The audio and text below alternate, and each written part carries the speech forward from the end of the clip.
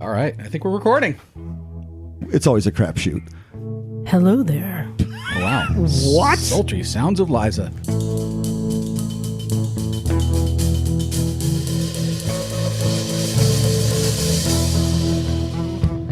Hey there. Welcome to Motorcycles and Misfits. Coming to you from the Recycle Garage in sunny Santa Cruz, California. Hey everyone, this is Liza and we are back. We are all back. It's been a long time since we've all been together. And, oh wait, there's... Never mind, I was trying to tell you. John's throwing gang signs at me. I was trying to tell you, your cup just went out the window. Oh. My cup just went out the window. What is the gang sign for your cup went out the window? It's like... Oh, okay. like Yeah, that plays well. Something like that. Okay, well, you can tell we are in rare form. Some of us has spent a lot of time together, and some of us haven't. So we'll see how it goes. Running the board tonight, it's everybody's Stump. It's Stumpy John. Yeah, I'm here. I'm still getting sleep back from from last week. But yeah, baby, we're here. I was knee-deep in Bergman today. Yeah, you were. And of course, who was helping you? The only one who could. It's Miss Emma. Experienced motorcycle riders remain aware of what is going on around them. They improve their riding strategy by using C, a 3-step process for making appropriate judgments and applying them correctly in different traffic situations. C stands for search, evaluate, and execute. Someone stole our Emma while she was in Italy. It gives me an idea. Maybe this could be just what somebody needs to play to go to sleep. Just Emma reading the DMV handbook. I'm telling you, this is Body Snatchers. This could Someone be took our Emma. I don't know what that was. For those listening, if you would like me to read the entire DMV motorcycle handbook as an aid for insomnia, give me a holler and I will be happy to do that. That's for right, you. because there's no more phone books. So you got Yeah, there's no more phone book, so I will read as a bedtime story. Hello, children. It's time for your bedtime story. Could you read a version in ASMR? Oh, boy. And of course, by the open window, looking at his mug outside, it's Naked Jim. I'm just thinking about Emma's pearl necklace in a nighttime story at the moment. What? Oh, wait. Oh, she's wearing a pearl necklace. Everyone Oh, yeah, down. that. You've never That's what I seen mean. me letters, without no one. letters. And of course, back safely from his adventure, it is Bagel. And I have a new number, 4 to 16. Oh, 4 running, 16. So the 4 running, 12 not? Oh, 4 to running, 16 not running. 16 not running. God. But that's okay, Bagel. This is a judgment-free zone. You have 20% of it. 25. 20. Oh, my 25, yeah. God.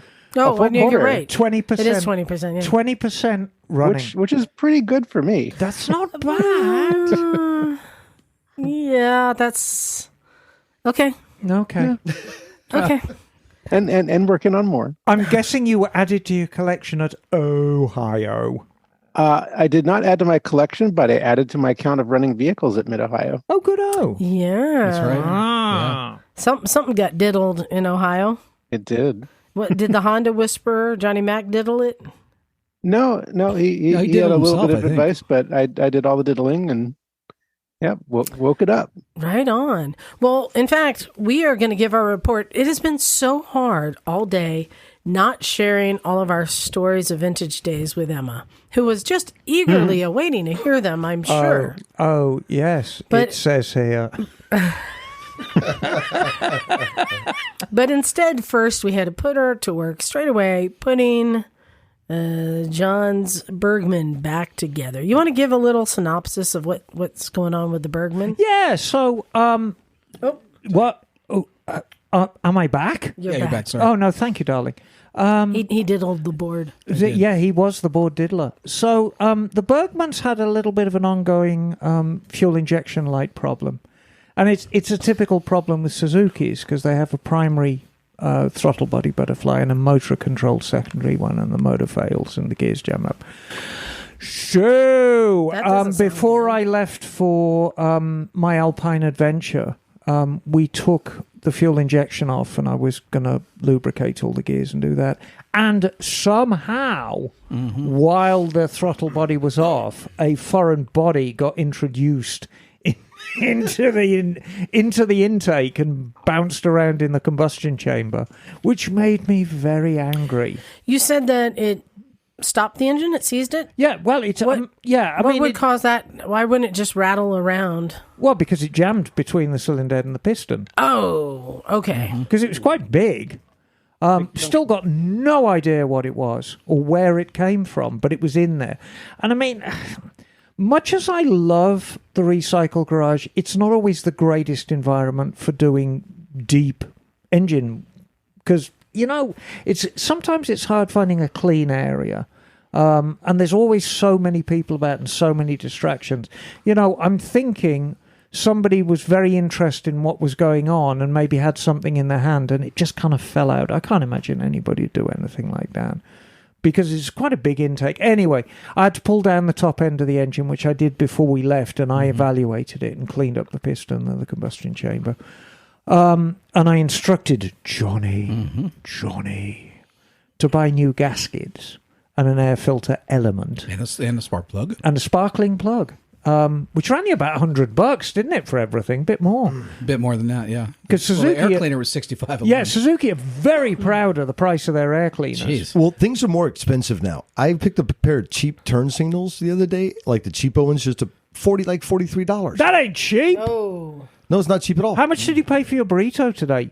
Oh, it was steak enchiladas with sour cream. That's Whatever gotta it was, be 18, it should have been more. $18. Yeah, I got Yeah, burritos and a Coke, and it was $17. Shit's expensive I now, had though. two tacos and a soda. And a good tip because he delivers to the garage. Right. Where's But my never- tip? I took it back. But nevertheless, so we had a big list of parts. But anyway, so today I pulled the motor down. It took me about 45 minutes, but it's probably about 5 hours to put it back together again. Yeah, I didn't realize it would be that complicated to put it back together.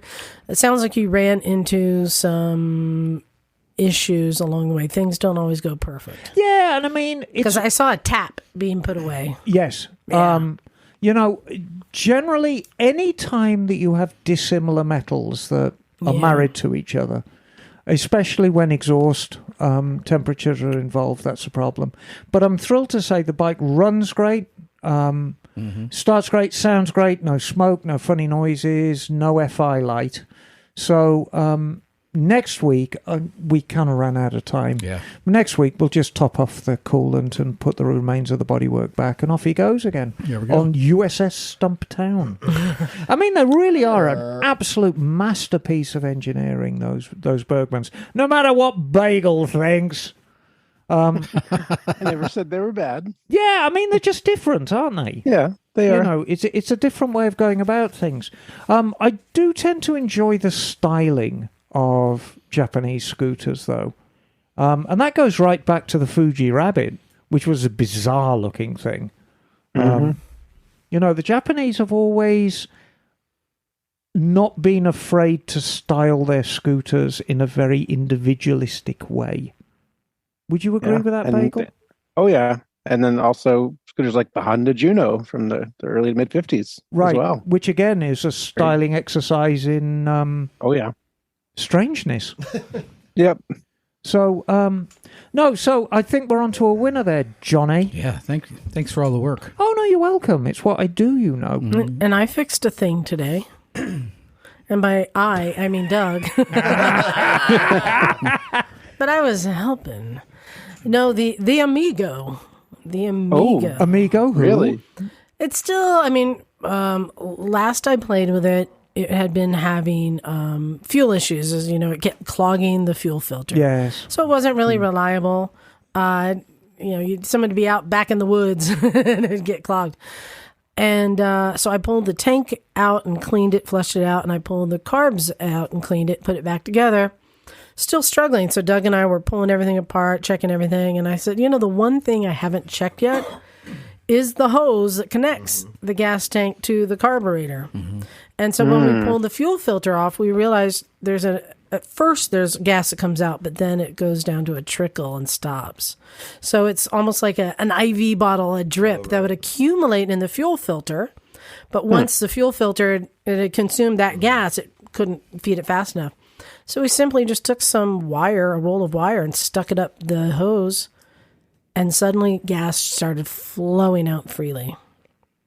So I still don't know what was in that tank, Emma. I'm assuming that they coated it with some sort of grease to keep it from rusting. It could in be, in the warehouse or something. Or it might be just weird rubber that doesn't like the high ethanol content in California, or indeed USA gas.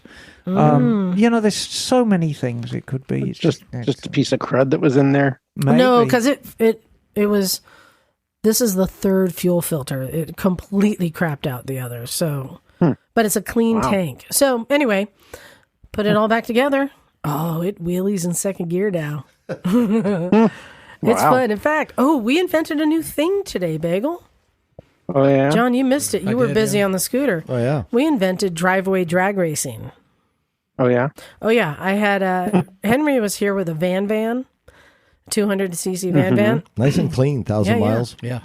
And Very pretty bike. Got Doug on the Amigo, and I lined him up in the driveway at the street, just right at the front, like at the sidewalk, racing about 40 feet. Yeah, but starting with fence. the front wheel in the gutter, in the driveway pan. Yeah. Yeah. And we did a few races. It was getting exciting.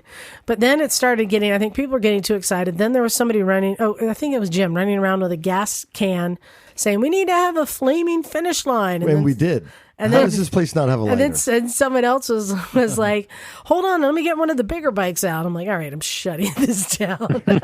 No, it was the just another one of your bikes. It was like, get the Elite. And you're like, no, not my bike. Yeah. Plus, the Elite has that champion status. You got to work your way up to drag race. Because there was only about 12 feet of runoff till you ran into the back of Emma's bike. We need to drag race the Elite versus the Bergman. In a 40-foot race? Emma, who do you think would take it? I think Elite. The Elite. I think Elite. The Elite's certainly a lighter weight scooter. Yeah. But I got 150 cc. I mean, I know for sure. I think I can do 40 feet. 50, you might catch up, but 40 feet. Maybe. Well, But one thing I know for sure, John, if we do the 40-foot driveway drag racing, you don't have enough room to stop. Yeah. Wow. Well, Thanks for that. No, but wait a minute. Wow, you got too much weight. It's going to take a lot longer. Nonsense. Well, you got disc brakes on He's there, got right? dual discs on the front and a disc on the rear. You've got drums Your front Elite and rear. has drums. Yeah, but that Bergman is so much bigger and heavier. Yeah, well, that's what the discs are for. Okay. We'll have to try it out. All right. Gauntlet is thrown down. All right, we may have to do that. But yeah, it was nice to have everyone back together again in the garage doing our own shenanigans. But we wanted to share stories from vintage days. You know, we talked this up. Cleveland Moto guys talked this up, and before we even get into it, I want to say a big thanks to Phil at Cleveland Moto for his hospitality and generosity. He really makes it a better event for us all. Oh, yeah. Yeah, they all could not be more generous. Yeah, And overwhelming. The cup overfloweth. And his crew, Johnny Mac and Cinch and Bruce and Harley Bob and all those guys. I mean, I was eating food from every Tom. It's hard to name all the people because there were so many freaking great people to hang out with, you know. But yeah, hats off to Cleveland Moto, man. And Becky with the awesome food too. Yeah. And Merritt. Oh yeah. Yes. So yeah. And Porco. Of course. Oh yeah. Well, yeah. So first off, Emma, did you ever make it to Porco in Cleveland? No, I don't think so. So that's their Hawaiian bar. Tiki bar. Right. Great food. And I guess pretty good drinks. I let the bartender make me some non-alcoholic thing, and it was awesome. And great time. Oh yeah, that place is awesome. Yeah. It's like the best tiki bar I've been to. Oh, the food was good. And I've been to a bunch of tiki bars, like Maui included and stuff. The drinks were killer. The atmosphere was amazing. And being with Phil, you know, you get all the backstory on where the carvings came from and the giant head came from. And you know, really fun. There's tchotchkes on shelves all over the place. And there's a bunch of the portable bars, you know, bars that fold up into like a suitcase, all on display. And Phil's like, yeah, those are all mine. Of course there is. So it started out great. there, and then the next morning, headed to Vintage Days. But here's the thing. We had so much real estate between everyone in our group, the Cleveland Moto, NoCo Moto, Misfits, and listeners, that we knew we needed to get somebody there early to stake it out.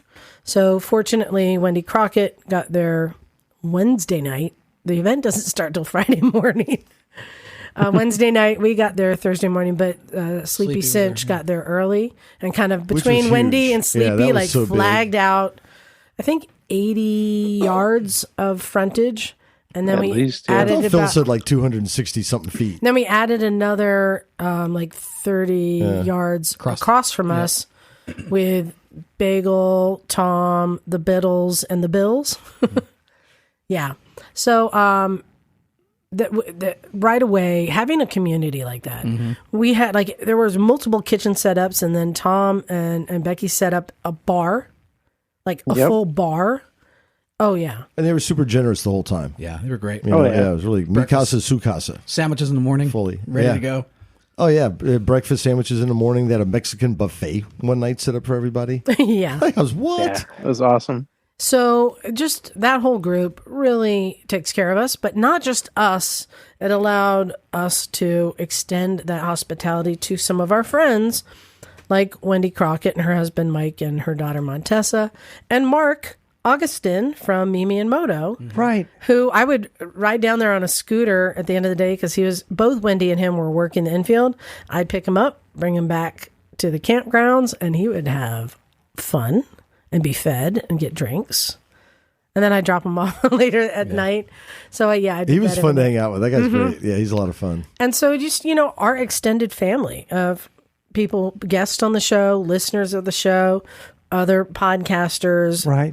Just we had this huge community, and it was always somebody to talk to or to see or to. I mean, it was awesome. It was awesome, and it's nice to meet people that you know virtually, but you haven't really met in person before. But That's fun everyone's a misfit. We've got thousands of friends, and those who aren't our friends just haven't met us yet. I'd even go so far to say, and tell me if you guys agree, that even if there was no event, just everything in the campgrounds and our community would have been enough to be entertaining. Absolutely. Well, I mean, how much racing did we actually watch, right? And then there's this giant event. So for those that haven't gone, AMA Vintage Days, that's the largest swap meet in the country.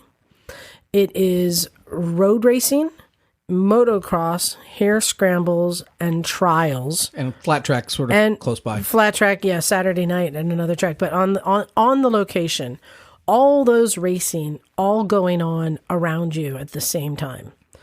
So there's always just something to see, and then besides that, there's all the other just kind of antics and things going on. But there's the Wall of Death to watch. There's the infield with the vendors to go talk to. There's seminars and speakers. There's test rides. Oh, Emma, I saved this for you. Royal Enfield and Triumph had test rides. Yes. So we went for a test ride, and I rode the Rocket. This is one of those bikes that's been on my list a long time. It's a lot of bike. It is a lot of bike, isn't it? It pushes the bounds of bikes almost in a way. It does have two wheels and handlebars, but my God. And I was surprised to find out. And you know who was running it? Our friend Adam, who we interviewed at AIM Expo. Oh, yeah, of course. Yeah, he's there. And my friend Danielle, who's from Santa Cruz, was also working there. So I was surprised to find out that these were not guided tours. Now, Emma, you remember being there and doing tours. You take everyone out on a guided tour. Right. They're like, here's the key. Just follow the signs. See you in like 20 minutes. Right. And you could go off into that countryside just looking for these signs that tell you when to turn. And they trusted you. They trusted me on a Rocket. It was a good 20 minutes of, easily a dozen roads back and forth through the beautiful farmland of Mid-Ohio. Beautiful. And I really enjoyed riding the Rocket. And it is a rocket. John, you were behind me, right? Mm-hmm. As soon as we pull out of the venue and turn a right onto this country road, I'm like, well, let's see what it's got. Wow! Gone. gone. I was up to 90 in like 3 seconds. It was just like, bam. And I realized this is why they put that seat stop, that, to keep you from flying off. Wow. So I'm just curious because I don't know much about them. I've seen them, and if you didn't write it, I was going to write it because I'm like, I'll never buy one of these things. But just curious, what kind of horsepower does it make? What kind of torque do these things make? I mean, it's the horsepower isn't massive. Mm-hmm. It's like 100. I can't remember because it's a 2.5 now. Somebody look up the specs. I think it's like 160 horsepower. It's not massive, but the torque's off the charts. Okay, yeah, because it was pulling your arms off, kind of. Right. You were impressed. So, Emma, I found out that I have a built-in rev limiter. 165 horse. Yeah, there you go. Okay. But the torque, that's the big number. Hold on. And 165 horse is nothing to... No, and I mean, that's plenty. I mean, you can... It's as good as most super bikes out there, but it's the torque... But the torque doesn't let down, huh? Maximum torque is 163 foot-pounds. Right, which is monstrous. Yeah. Against 165 horsepower. Interesting. Yeah. So I'm just take off. I mean, it's a long, straight country road, with cornfields on either side. But I realized I made a poor decision in gear. In that I threw on a windbreaker. Shorts and flip-flops? No. You had to wear long pants and cover everything. So I threw on a windbreaker. Which was probably flapping. With a hood. Oh, God. Yep, you got it. And I realized at 90 miles an hour, the parachute on my back that was choking me out, I could still breathe, but at 100 miles an hour, I couldn't. So I could not get past 90 without, regretting. But... my thoughts on the Rocket 3, it's like it's your crazy British uncle who is brilliant to hang out with and get drunk over a weekend, but you wouldn't want him to come and live at your house. I mean, I don't know. Would you want one to live with? VMAX, V-Rod, Diablo. Diablo, I mean, they're all the same thing. I mean, was it comfortable? Yeah, it was comfortable. It looked like it was comfortable. It was. I would say... Maybe like an alternative to a Harley if you live in Indiana or somewhere flat and straight. I think it takes a certain type of person who has a need that needs to be fulfilled. What does that go for? Like 40, what I mean? 40 grand or something? Oh, no, they're not that. Is that right? How did it handle? Well, I also noticed when we started going into some of these sweeping turns that it would carry its weight further in the turn than I expected. Right. So that was one thing. It's a big lump. It's a big lump. And I'm like, I'm turning. I'm like, I'm still drifting. So the MSRP is surprisingly $23,400. Yeah, there you go.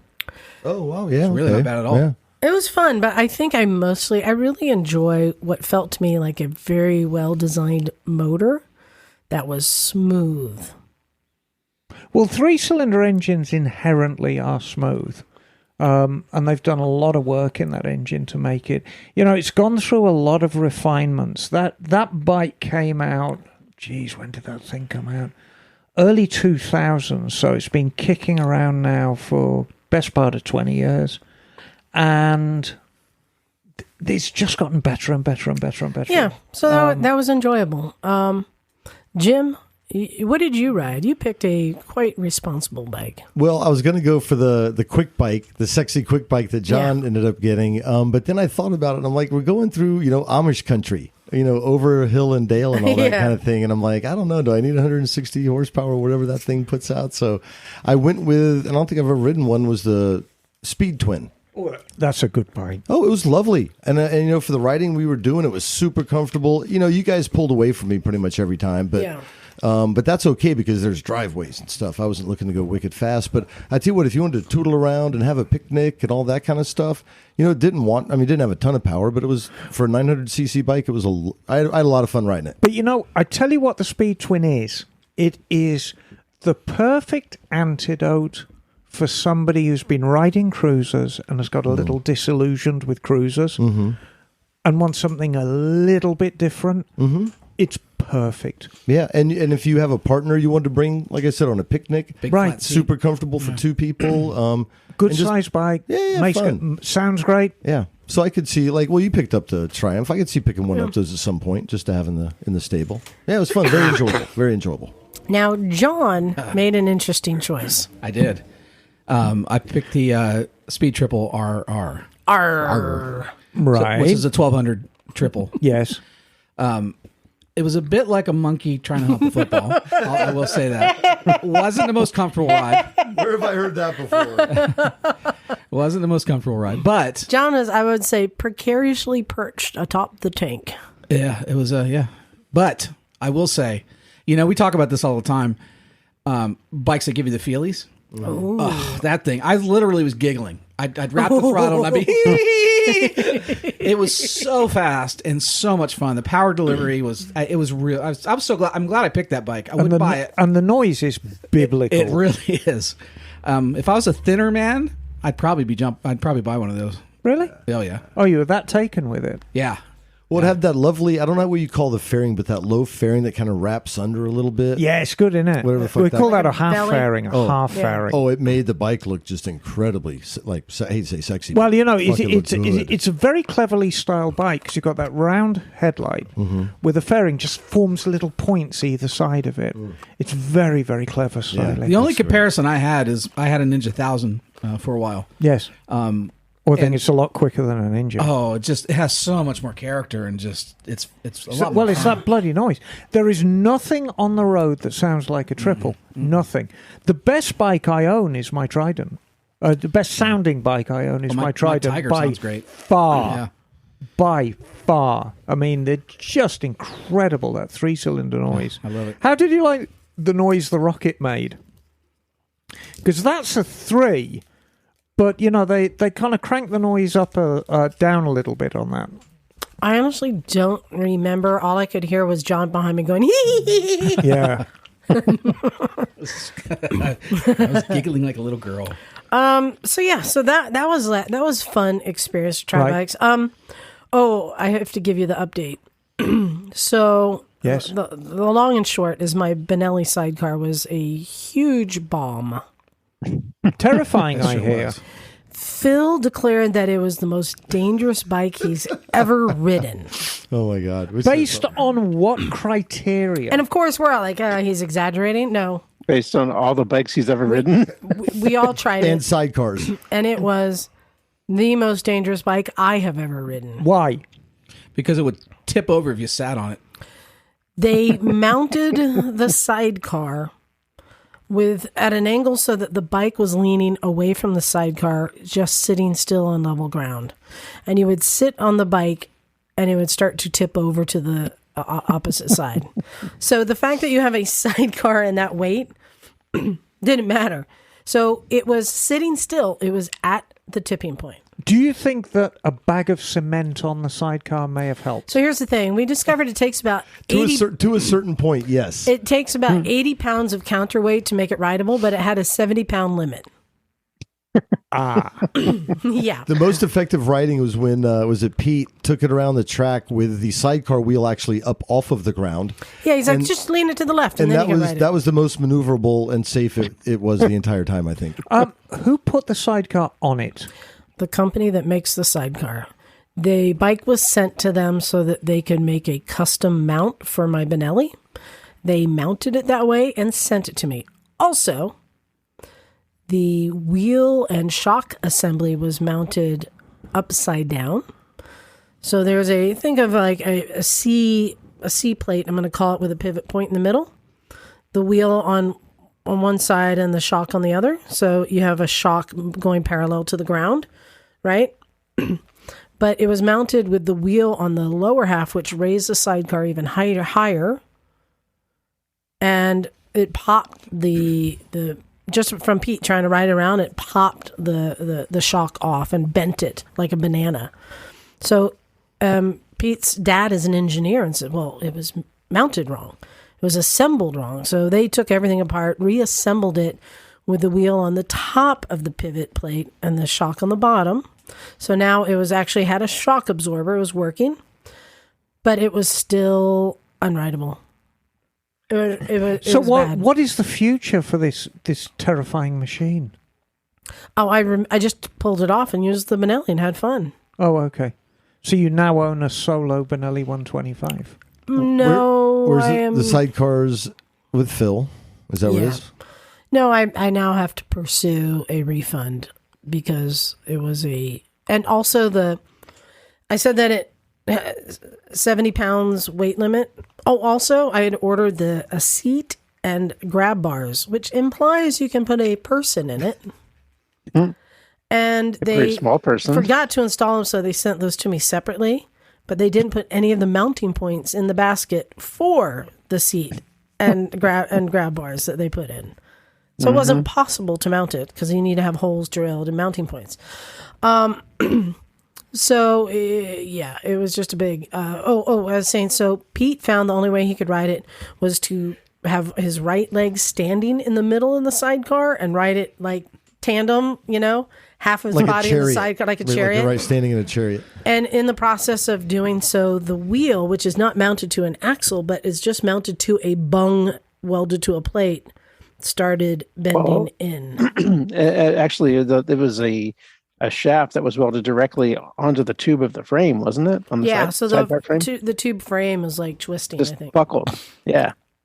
Oh, dear. So the whole thing was a...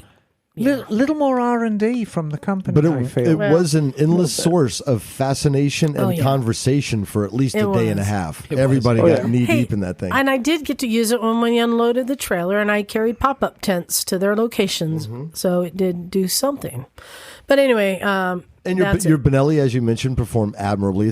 You would say it's a good vintage days steed. So the reason I thought this sidecar would be a great idea, because one of the big things that happens at Vintage Days is the barrel racing, which is a section of the campground where people just put up 2 barrels in a field, and it is non-stop, just circling barrels. Run what you brung. Run what you brung. Weirder the better. And I thought a sidecar would be so fun. Throw someone in there and just keep going around. So not only did the sidecar not work, but the barrel racing was shut down. Womp womp. Womp womp. Womp womp. Because of... Too many ambulances. Exactly. Too many crushed Too many skulls. ambulances on the first day. Oh dear. You see, I seem to remember, it's been a few years since I was at Vintage Days, but I seem to remember there was a selection of machinery that was being used, including a brand new Janus. Yeah. The Janus guys were there, and they stepped up. Oh, yeah. But there was a guy on a snowmobile, which had got he was wheels. there. He was there again. Yeah. The snowmobile, the ski-doo, and the motorcycle were there. Yeah, the Cycle motorcycle was a good one. Yeah. And then everything in between. Well, and the Amish carriage too. Yeah, there was a yes. horseless carriage. Somebody put a motor in an Amish carriage. Yeah. Fantastic. Yeah, my carriage. So normally that's where you'd go and rip around, but they shut it down. Oh, dear. And you know what? I'm going to say there was a lot of controversy over this. Yeah, not to, I don't think we necessarily get into that so much, but it was funny they shut it down. It's like when you squeeze one of those squishy toys and it squirts out somewhere else. Yeah. The barrel racing just morphed into, it kind of splintered into 3 different, more dangerous motorcycle activities. Yeah. in Were different there more parts of the ambulances? Oh, yes, there were. Well, they were at least one a day, but nothing too bad. I just wanted to say this was not the AMA who shut it down. It was Mid-Ohio. And I thought it was fair for them to show some responsibility. Right. To shut down something after so many hospital visits. So no complaints. But yes, the creativity popped up in other places. It was awesome. I noticed in the infield where there is it's a hill that forms like a bowl with a high end at both ends. And people had put barrels on both high ends and were using this bowl. So it was like 2 hill climbs. Oh, barrel fantastic. Racing. Barrel racing in the hills. But you know, Then they took over the kids' motocross track. there's something about Vintage Days that make you evacuate your common sense. Yeah. Do you remember, Jim? Yes. What Emma was having for breakfast when I was at Vintage Days? Yes, you had already abandoned some things Was earlier it in the gin night. and pickles? Well, that was when gin. That's what we were looking for you in the Minus the morning. pickles. We couldn't find you, and you were sleeping under the bus. Yes. And we debated for a good 30 seconds whether we should be poking And so, you with a stick or not. I jump up under the bus and drink a bottle of gin for breakfast, I got and the off we picture go. of it. I'll find the Yeah, picture. exactly. So, I mean, that's Ohio in a nutshell. So all the people who would normally be riding Yes. barrel racing, they took over the kids' little motocross track. Oh, God. Well, Which was I just think on the it was the pit bike track. Poor children. Oh, the it pit was, bike track. yeah. Yeah, it's just on the other side of the fence. Yep. And to Mid Ohio's credit, they didn't try and shut that down. They just let it all go, and it created the dust cloud And again, dirt bikes, mini that you bikes. could see from like miles away. This dust. The little cloud. kid with the dad. Oh yeah, that Right? was cool. Like, it's an interesting transfer of knowledge from generation to generation in so many ways out there. Yeah, so that was fun. And then the other place that it popped up was there were drag racing, kind of like driveway drag racing. Yeah. Farmway or something. I don't know. And Phil described that it was, and anyone just when they were lining up, and the drag master would just point to people, and off they'd go drag racing. And so they didn't try and shut any of that down. So great. everybody had their fun, and it was cool to see the creativity that popped up. What was nice to see, because we go to some of these events, we're always talk about how many old dudes are sitting there like just staring at bikes and shit. And then the one moto kind of blows that up, right? That stereotype. But this, man, we heard there was death metal. We're like, oh, really? There's death metal, okay. And sure enough, there was bitching. They'd set up this little impromptu stage, and it was kind of on the side of a hill a little bit. So death metal was ripping. They had pyrotechnics going. Oh, a giant flamethrower shooting like 20-foot flames. Oh, in there. cool. And then they had the camping game. You see like chopper people are into this shit where you have your pillion rider tries to bite the hot dog without using their hands. Hanging Yes. in the air. Except they had strung like a high tension braided steel cable across them with the way, and people were doing it. Then this one dude all kind of, and everybody's doing wheelies just everywhere. But it's like this hipster crowd, like a lot of black cut off denim and little black tattoos everywhere, and There's just trendy clothes. right behind the mosh pit. So we were literally just pivoting back and forth between But everybody the had a mosh mullet. pit. Yeah. Everybody had a mullet. The mosh pit and this hot dog game. Yeah, this dude tries to do the hot dog just wheeling by himself, reaches up. I'm like, that's cool. And then he immediately like clotheslines himself across the steel cable trying to get the hot dog. It was open. Yeah, He popped up like yeah, a little blood coming down the side from his ear. He hopped back on it and started again. Yeah, so we're just having this surreal just moment with just all this craziness, and in the mosh pit, just watching this going on, and the wheelies going on behind us. You're like, is this even a safe place to stand? And it wasn't. No, it wasn't. And people are jumping off of RVs into the mosh pit, so you just see a body flying through the air every now and then. It was almost like one of those running of the bulls events where you had to have your head on a swivel. You had to have a little bounce in your athletic stance there, and you had to be ready to move because, well, the guy almost decapitated himself. The bike landed like 3 feet from us, still running.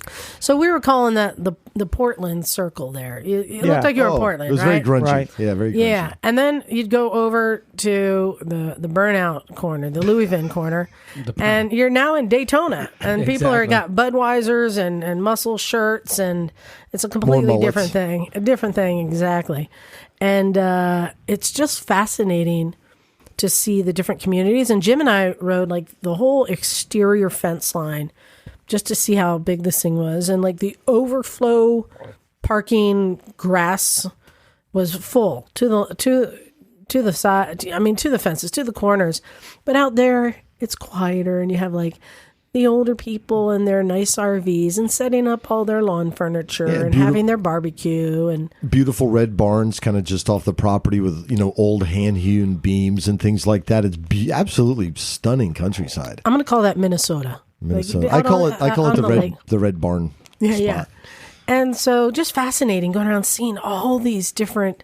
And you get around on a Chinesium scooter the entire time at like 4 miles an hour. It's great. Oh, right. And speaking of Phil's hospitality, right off the bat, before I got the Benelli uncoupled, we hopped onto some of Phil's scooters. And I guess the way it works is bikes that have been dropped off for repairs at a shop that the people don't pay for, he brings here and sells them just really cheap. He just wants to get out of it, right? So there's plenty of vehicles for us to ride. Mm-hmm. So we hop on a bunch of scooters. I think some like 50cc Vespa, two strokes. And I'm like, come on, Jim, you haven't seen the woods yet. I hadn't. Yeah, after we kind of got camp set up, and pitched in on trying to do our part to help set up and everything, and it got a little thing settled down. immediately, first thing we do is rally these little 50 whatever cc scooters on the hare scramble course. So we're going over rocks and down through a little creek bed and back up this thing. Yeah, so I'm like, we were being come gentle. on, guys. We were not being abusive at all. I dropped down this hill, cross a creek where you just have to commit and kind of jump down in there and gun it out. And I look back and they are nowhere to be seen. I have to go back and they're like, but there's a lot of signs that say stay out. I'm like, yeah, hey, don't worry about it. John summed it up. He's like, I don't want to get kicked out literally the first hour we're here on Thursday. It hasn't even started yet. We're going to get kicked out. But boy, those little scoots are fun back there. They are. Like I say, just be gentle with them, but they're very, very capable. So, Jim, are you about the scooter life now or what? Yeah. Come on, Jim. Talk about this. All right. I did. I never really warmed up to scooters. Love motorbikes, but this whole scooter's a little squirrely, and, I don't know. I like motorcycles, right? And I tell you what, there's after 4 days at AMA Vintage Days on pretty much a scooter the entire time, pit bikes, but scooters mostly. What wonderful pieces of machinery they can be in the right situation. That's what did it for me. I had an epiphany. I got an iced coffee. I think it was Saturday morning, and we'd already been riding scooters through the woods and everywhere. But I was tootling down the hill. It was beautiful blue skies. Had my iced coffee at like 5 miles an hour. Just sipping it, and I'm like, scooters are great. But then I rode through rocks, and then I rode through rocks and mud, right? Because they water and it's slippery as snot. I don't want to mention any names, but damage was done in the mud, right? But it tootled right through the rocks and mud and everything with my coffee in my hand, and it was a lovely place to be, as some would say. Great. Yeah. I have to say, they are the perfect vehicle there. For that, they are perfect. Under seat storage, easy to start. All the things. So Phil had a bike there we're calling the drunk goggle version of a scooter. I rode that thing, man. The Super 8. Yikes. Yeah. So what kind of scooter was that, Bagel? It was, I forget who the manufacturer is, but it's called a Super 8. I think it might be a Kimco. I'm not sure. But a 200cc, I think? I think so, yeah. But apparently this had met the back end of a car or something and got a little tacoed. They got tacoed at like 200 miles on the odometer. Yeah, and then they used a couple ratchet straps to straighten it out. Okay, sounds so far so good. And it looked okay. It'll come along. Like you couldn't tell. It looked okay. Straight. It looked the part. But when you rode it, it just wanted to go hard to the right. God. In fact, when we were all hopping on scooters at one point, and Jim was the last one to show up, so he just hopped on a scooter. It looks comfy. And I had already tried to lure Wendy onto it to try it. She's like, "Why are you trying to get me to ride that bike? What's up?" And then Jim got on it, thinks, well, we're just taking off. He starts riding, going, "What is happening? What is happening?" It feels like the front wheel's going to come off. And as I'm trying to get a little more information so I don't kill myself, it's just Wendy and Liza pointing and laughing hilariously at me as my eyes are big as saucers. Oh, no. Because everything looks good, but it only wants to turn right. Yeah. It only wants to turn right. It just wobbles. The entire front just wobbles. Oh, no. Why have we been talking about that anyway? It was So fun. Jim, a scooter in your future? Oh no scooters. But they are great. I think again, I think they're great. I just have enough two-wheel vehicles as it is. But I think though that someone needs to find another bike that is similarly twisted like that, and then you can have a real proper drunk race. Oh, that would be good. Where you do drag races with these two bikes that want to go in their own direction. They're all wonky. And the riders get a shot every round. Just put the fucking sidecar back on Liza's Benelli. Well, somebody made the comment that Super 8 was the perfect bike for that sidecar, wasn't it? Oh. Maybe. Oh, that might have fixed it. It might have fixed it. So no, because it wanted to turn right, and the sidecar was right mounting. It wanted to turn right into the sidecar, so it would hold the sidecar down, right? So the other thing that I think we all kind of marvel at is there seems to be a lawlessness there, like kids riding around on bikes, people just drinking. It seems to be like this is a recipe for disaster, but it really isn't. There's I say a code amongst people, and it is somewhat self-governed, I think.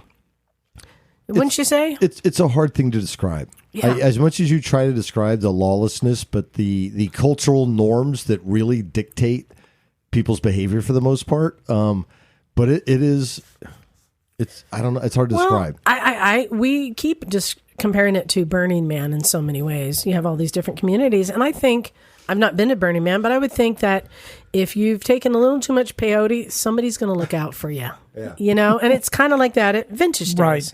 Well, you know, the only time I've ever seen anyone get even remotely frustrated or angry was it Friday night? People coming down to the burn pit because it was starting to peak a little bit. And topic for another day, but side-by-sides were more popular there. Blasted And a couple side-by-side. of larger side-by-sides came down our row and then got bottlenecked and jammed up and couldn't turn around. And there was some hostility, man. People were letting them have it. And it's part of this, I don't know, maybe this hipster movement of like people that don't really do motorcycles but want to come to this big party. Yeah, but that one was the size of my Tacoma. That was fucking giant, dude. Yeah, but anyway, but people police that. I mean, people were like giving them shit about, hey, this is a motorcycle thing, blah, blah, blah. Got a little hostile. But nothing crazy, but they didn't come back the next night, I'll tell you that. So it does police so very well. And I'll say the law enforcement there do an excellent job. They were great. Balancing the fun with the safety. They do a magnificent job. Yeah, you got all this chaos going on, but when the sheriff's department asks you to shut it down, people comply. And in fact, at the burnout corner, run by the captain. Yeah, shout out. Around midnight, they were shutting it down earlier because I think it used to go to like 2 a.m. Yeah. So they were shutting it down at midnight, and there would be a sheriff standing by just to like look at his watch, like it's almost time. And then when it's time, the captain would put on "Careless Whisper" by George Michael, and the crowd would leave. That's great. It's so funny. I could hear it from our campsite. Very effective. Should have known better than to treat a friend, and everyone's just walking away. So, Emma, we didn't share with you the burnout story. I'd like to hear the burnout story, please. Well, as you know, our burnout guy is MotoG Pete. Yes. He was here not too long ago. Yes. He is a burnout. You can say definitely he's a burnout guy. He's game for anything. Right. I love that. So he's like game for anything. So he comes to me and he goes, all right, what are we going to do? Now, remember 2 years ago, he was naked and on fire and won the burnout. And he's like, well, what are we going to do this year? I'm like, right. well, I learned from the whole naked thing. It works. But I said, but why don't you wear a tube sock like Red Hot Chili Peppers? Oh. And he had a PBR tube sock. So that was perfect. So we also knew that the fireworks on the helmet, that works. The helmet on fire works, and always rely on Johnny Mac to bring some crazy, highly California illegal fireworks that last for like 10 minutes, right? Just shooting sparks in there. But I brought one of our secret weapons from the garage. I brought the GIMP mask. Yeah, that's like that's next level. Yeah. Hey, Emma. Yeah. Emma. Well, yeah. Oh, there we go. Yes, tra-la-la. And again, Pete, no is not in his vocabulary. So I'm like, so I got the GIMP mask. He's like, okay. I'm like, well, we also need to, let's play off the whole GIMP thing. I'll get a collar and a leash, and we'll lead you into the pit. So Wendy Crockett led him into the pit by a leash. I also, because, the whole GIMP thing, you need to play off of that. We need some pain involved. So I put a big piece of black duct tape across his hairy chest that I was going to rip off. The worst part is mid-burnout. We were practicing it the night before on Wendy's husband, like basically Brazilian waxing his back and trying to improve our Brazilian wax game. Mm-hmm. You have to rehearse these things. You don't just go in there. Yeah. But that still wasn't quite enough. And of course we had somebody pouring beers and somebody lighting cigarettes. That's a given. Mm-hmm. But then we decided that the flaming retire that Phil had done a few years back, we needed to bring that back too. Yeah, firework on the head, right? So Wendy's husband, Mike, he had the bottle of gasoline and another lighter. So his job was to pour the gasoline on the tire. And I, being the only non-drinker, I was safety captain, which I think is a smart decision. Well, I would be more like stunt coordinator. Stunt coordinator. Yeah. So everybody's got their positions. We go down there. Now, these burnouts are going on, and the smoke was so thick. So we're in line to get up there. At one point, I walked up the line towards the burnout pit to see how many people are in line, and I was alone in a giant fog bank. Like, I could see nobody. I know that there's hundreds of people around me, but it was so surreal. It was so weird. Thick, and then we're dying trying to breathe it. But we finally get up there, and I had found a scooter for him to use. One of the Biddles, our listeners, the Biddles were there, and they had a scooter, like a GY6 with no bodywork. That was kind of like a Mad Max campground scooter. I'm like, oh, no Bernie bits. This will be perfect. Can we use it? He had to go to the swap meet and buy some parts to get it fixed. He got it running. Yeah, you can use it. I'm like, perfect. But at the last minute, Pete made a decision to switch to a old dirt bike that Johnny Mac had just gotten running. But I think it was I don't remember if it was a 2-stroke. It was a little ripper, little dirt bike, right? So we take that down there. It has no gas tank, but it's got some like plastic bottle. It's got a plastic bottle gas zip tied to it, you know. And so we got everybody in place, and it's go time. And Wendy leads them in, and the gimp mask and the whole thing. I like the. It's borderline disturbing. Did you show her a picture? No, I need. Oh, to see. You have to see. I need to see a picture of this. And the crowd is going crazy. It's a frenzy. Yeah. And he knew not to do anything until I said, we got to pour the gas on the rear tire and I have to light it. Emma. Oh, yeah, you got to take a look at this. And so Mike pours the gas. We light the rear tire. I tap him on the back and say, go. And he starts to light it up. Woo! Spin. And it spins right off of the burnout wood and stalls. Oh, no. Oh, no. But you can look in that picture. You see Liza right in the background with her unicorn safety helmet on. I can see that. He is naked, obviously, with the pink gimp mask on. Evil Knievel helmet being led by a leash. And if you look closely, a sock. And if you look to the rear, yes, the wheel is on fire in the back. So, yeah, it was quite the display. So he stalls and he's trying to kickstart, but the gimp mask has zippers for eyes. It's not comfortable. He's So probably he been can't in see- it for he like can't- 5 minutes already, sweating like a motherfucker. And he's only kickstarted this bike like twice. He just got on it. So he can't find the Kickstarter. And the crowd is just going crazy, right? So I'm literally having to like lift his boot up and put it on the kickstart. And he's kickstarting and it's not starting. The rear tire is still on fire. And it is now lapping up against the fender and the seat in his ass, right? I'm like, we need to get this thing going now. And he's too busy. They're pouring beers down him, and he's trying to kickstart. But I noticed, Emma, that the bike would lurch every time he tried and kickstart it. It wasn't in neutral. So I'm shouting, neutral, neutral. And he goes to kick the lever into neutral, and it just flops down to the bottom. Oh, no. But he's still trying to kickstart with all of his life. And I'm like, this is getting like bad. This is bad. So I rip the helmet and the gimp mask off so he can see. But at this point, the shifter is bent. He can't reach it. He can't put it in neutral. I'm like, we need to get out of here. Abort mission. And we all just kind of lead him off by the collar in like the walk of shame. Right? Oh, and at some point, the sock came off. With all the kicking. Should have taped that on. That's still a victory in my book, though, man. And we that were was like, ballsy as fuck. we were like, oh, like, man, that was like our It shot. could have been the best. And Pete's like, well, I think maybe we tried too much. I'm like, well, I think maybe you changed bikes at the last minute. But here's the thing. Even though we never actually did a burnout, they're still talking about the guy in the gimp mask. You can't unsee that. The gimp mask played. I'm telling you. So what you're doing is you're projecting for 2024 the return of the gimp mask. I don't know. No, what I'm saying is I'm giving Pete a huge shout out for big time. For going with saying yes to whatever and going with the giant theatrics that we put on, because sometimes it's not about the burnout. Sometimes it's about just showing it's about up. the show. It's He went just- full it's the burnout. show. He went full. He went 110%. It was epic. We didn't get a It was- burnout, it was but we did fucking flame great. out. It was awesome. And so that was fun and memorable. And And as I keep seeing, pictures of the guy in the Git mask and people it's like, okay, we added to the fun. It's a success. Cool. It was a success. Yeah, heck yeah, it was. And Wendy was grinning like an idiot the whole time.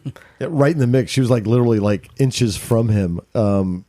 Just smiling ear to ear. It's a thing. The Bourbon Fairy was there. Oh, yes. The Bourbon Fairy made an appearance. Shout out to Johnny Mac. Yeah, that was rad. Wow. He puts on his daughter's wings in a tutu and has a garden sprayer full of bourbon and walks around spraying people in the mouth. Mm-hmm. And it worked very well. Yeah, somewhere around 35, 38 PSI, I think, coming out the nozzle. Yeah. So you could light that on fire. It'd be like fuel injection. And again, I'm just so proud of our camp, everything that people are contributing to the event and the fun. That's what it's about. Mm-hmm. And what a great time. And Mark from Mimi and Moto, I think because like many people who are vendors, they go to their hotel or to their camp, off-site campground. Not off-site, but they're in the infield. They're not in the campgrounds. Yeah. And he had no idea any of this was going on. And so, he was having a great time. Wendy and Mike and their daughter Montessa all had fun. They were great addition. Wendy, Mike, and Montessa were great additions. I will hang out with them anytime. Yeah. Mike may not get my bike, but how old is this child? I think she's 8 or 9. Yeah. Oh, okay. Yeah, and this is the one place that everybody knew what a Montessa was. Yeah, right. Everybody got it. Everybody was loving meeting her and learning her name. There's so much going on there. I wanted to give a big shout out and thanks to the AMA. Yeah. Sure, yeah. Boy, they're the ones who put on this event, and as I say, I tell them, thank you for letting the lunatics run the asylum. Yeah. Right. Because they do, for the most part, let all this stuff happen. And shout out to Mid-Ohio, too, for letting it happen. Mm-hmm. Yeah, but, Mid-Ohio, that location, the fact that there's so many different things and there's room for all this stuff going on. You can just camp on this green grass and you could make a bonfire if you want on the green grass. Can we do that out here at Laguna Seca? No. Well, we would also burn down 84,000 acres worth of California, but yeah. With just all the spaces that it has that are transformed into different things. Right. It's an amazing space. And I wanted to say that even though there are no official numbers, I'm best guess from all the other people who are guessing about 60,000, I want to say. Yeah, yeah. And the only way you know that it's still growing every year is by how much grass is left in the extended, the overflow camping area. And there wasn't much. Jim, there wasn't much. No, we went way to the far reaches over by the Red Barn, we'll call it, which is I think the opposite of where we were camping in the corner. And yeah, there was people spread out all over. There was still room, but man, you were out there if that's the case. And it was lovely out where it was spread out. So yeah, plenty of room, but plenty of people. So the fact that this venue can have that many people there, but I didn't feel like I was waiting in line for anything for any length of time. There were still bathrooms and porta potties that you could go to wherever you wanted. Buckets of French fries. Buckets of French fries. The truth is, I think we are still somewhat riding the wave after COVID. People want to go out. They want to have a good time. Right, but travel numbers are up in general. And if you put on an event like that, it's going to be incredibly well attended. It's incredibly well attended, but not overflowing so much that they've reached their capacity and it's problem. No, there was... Yeah, it's busy, but there's plenty of room. If you know what you're getting into. Exactly. And if you listen to our the first podcast that we put out last week, with some of the interviews we did, what fun, interesting people we met. So Emma, really interesting. I know you didn't listen to our last podcast. You should. We interviewed this guy in the swap meet who is 3D printing hard to find parts for bikes. Oh, fantastic! He can work with any material: stainless steel, aluminum, Aluminium. Titanium. Different flexibility Types of of rubber. rubbers, like anything. Right. And he'll put it into his. The problem is he needs to have one to create the scan, or I say the scan to get all the measurements. And then he can 3D print as many as you want. It's something to keep in mind. I really do think this is the future of hard to find parts, of unobtainium. Right.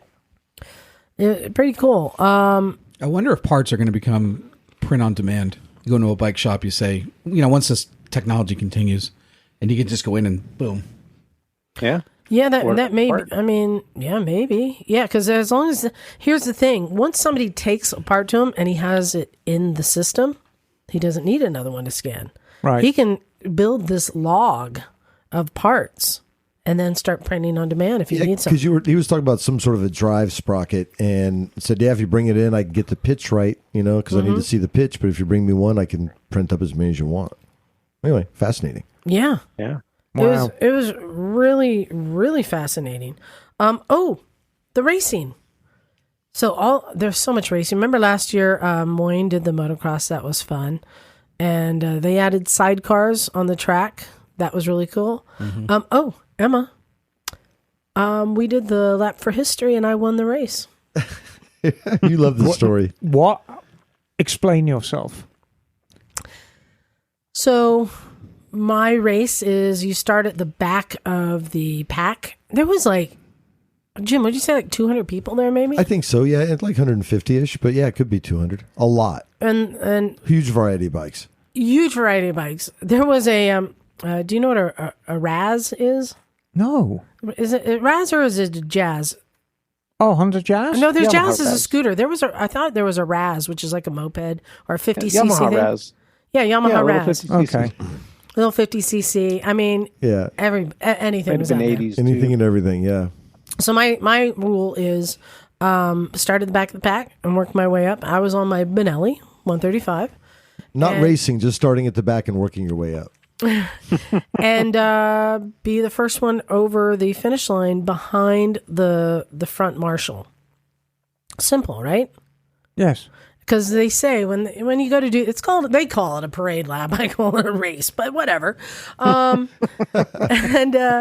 they said don't pass the marshal. That's the rule, right? Don't pass the marshals. So they're there to set a pace. But we're doing 3 laps, and that pace was picking up. Well, it always does, kind of. I It mean, does. everybody's right behind a lot of slingshotting going on. Exactly. Emma, would you be surprised to hear I got that little Benelli up to 69 miles per hour in the back straight? What? Yes. Nice. That is incredible because how many speeds does it have? 5 or 4? I don't remember. Maybe 4 or 5. Yeah.